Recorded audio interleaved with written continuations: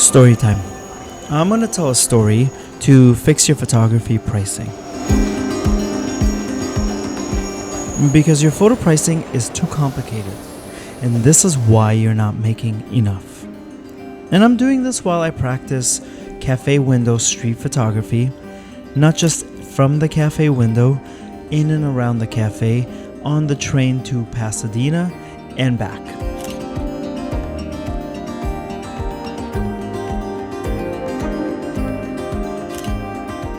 I'm in Old Town Pasadena, so let's continue on. By the way, further story time.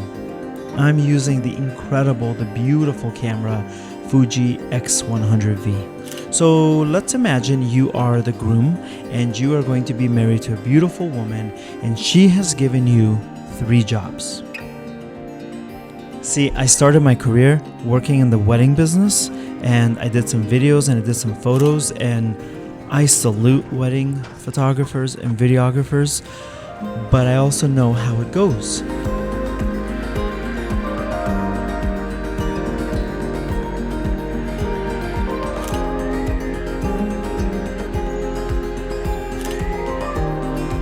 So generally, the bride will give the groom a few jobs. Very limited, and I'll tell you why. Job number 1, show up on time to the wedding and be sober. Job number 2, find a DJ, hire the DJ, and give the DJ a list of pre-approved songs from a Spotify or Apple playlist. And then number 3, the one that pertains to you, to vet the photography options. Do not hire, only vet. Now, put yourself in the groom's position. Chances are, the bride is planning everything. First, on a secret Pinterest board, and now on a public one. Because, again, when I started weddings, I learned about the 2-board strategy. Have you heard of it? You plan a wedding when you think he'll propose.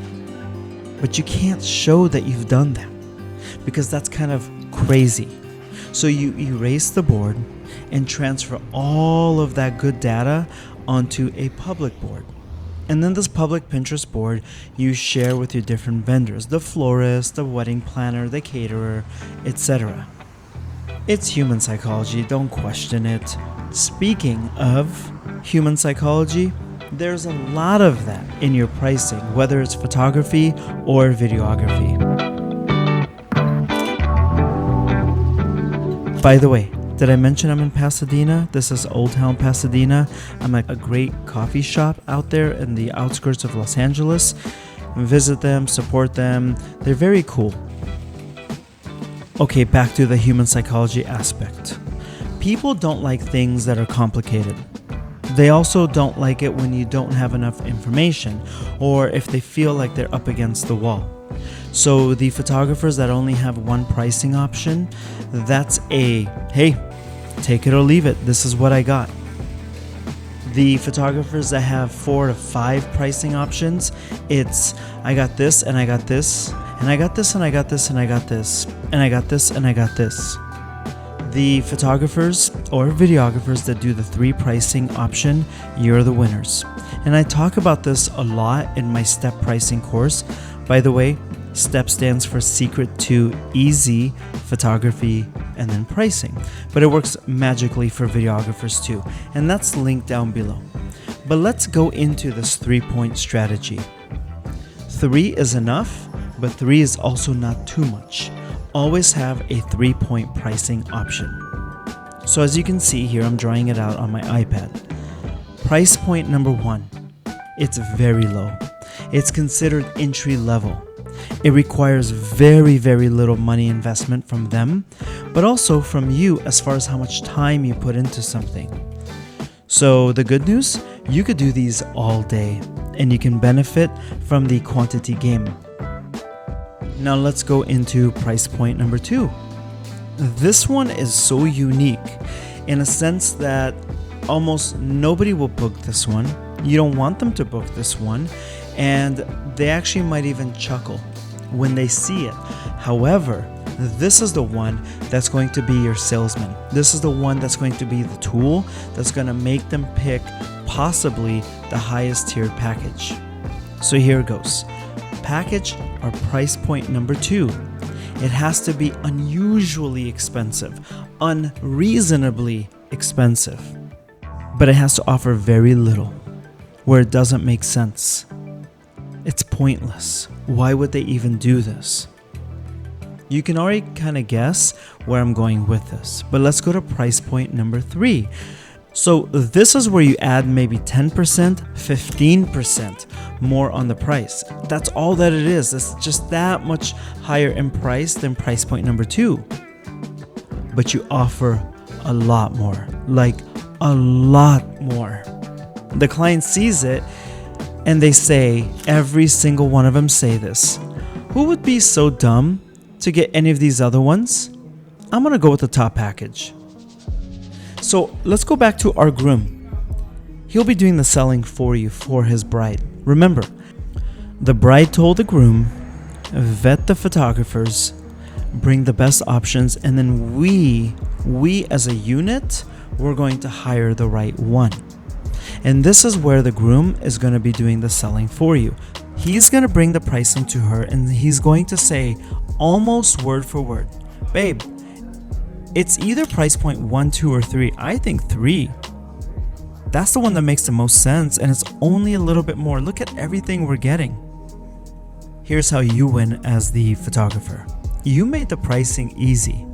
Other people may not be giving them enough options, and then other people will be giving them too much where it's overwhelming. If you did a 3-point pricing and you structured it exactly the way I told you, you can expect your bookings to go up substantially.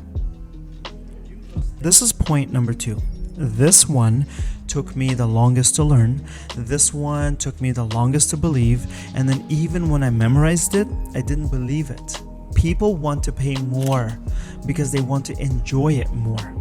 People want luxury. They want an experience. Give them that. Do not smash their dreams. Remember, people are the same. Charging too little takes away her joy. Clients want the experience. This is their splurge. It's what they've been waiting for. This is their show-off moment. By charging too little, you are not allowing them to splurge and to show off. And I know it sounds crazy. It took me a long time to learn and to believe it. But when you price too low, you are a mood killer. Remember, I said people are the same. And this applies to commercial photography and to personal photography. Okay, can we go to the double thank yous?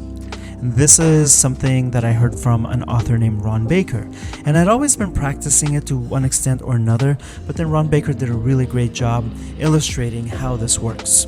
You want to look for the double thank yous.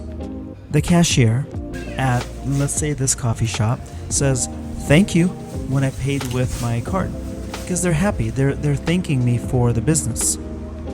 But I also said, "Thank you," because I was happy for the value, because I appreciate coming into a really cool coffee shop, just somewhere where you can hunker down for the day and just work and not be bothered and they have a good menu of food.